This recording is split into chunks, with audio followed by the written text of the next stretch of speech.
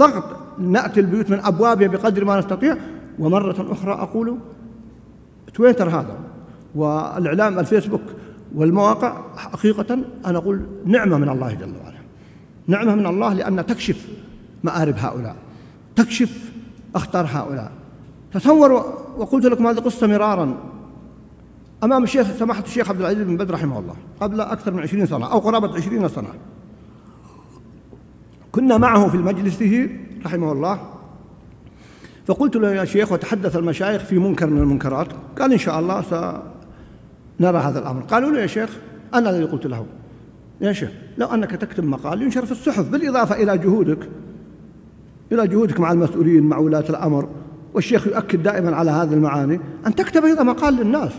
قال أبشر إن شاء الله سأكتب مقال وأبينه وأبين الحكم الشرعي فيه، عساهم ينشرونه كذا. فقلت يا شيخ إيش؟ قال عساهم ينشرونه. قلت يا شيخ أنت تقول عساهم ينشرونه؟ قال لي هذا ما أصلح لهم ما بناشرينه أكيد.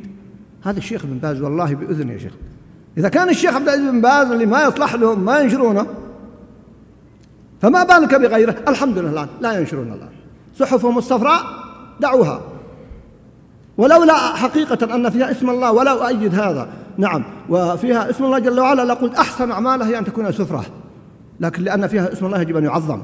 ولذلك خطأ الذين يضعون هذه الصحف فيها سفرة، لأن فيها اسم الله، اسم عبد الله عبد العزيز مقدمة بسم الله أو آية، فلننتبه لهذا الخطأ. الشاهد الصحف الآن ماذا كم يوزع منها؟ من يقرأها؟ دعوهم لا ينشرون شيئا.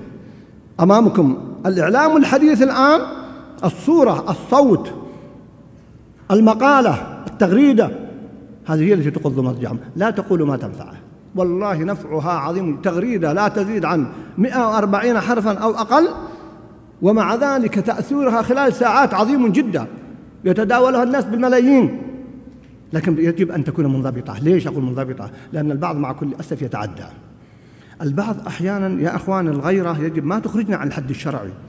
وحدثت قضية قبل أيام لا أسميها، لا أريد أدخل، بعض الإخوان تجاوز الحقيقة، تجاوز الحكم الشرعي، وقلت لهم في عباراتكم تجاوز شرعي ما ينبغي، ما يجوز، يجب أن ننضبط في عباراتنا. ما يلفظ من قول إلا لديه رقيب عتيد. لكن من شدة الانفعال قد لا ينتبه الإنسان لكلامه أو لتصرفه، فربما تكون الكرة عليه وقد يعاقب على ذلك.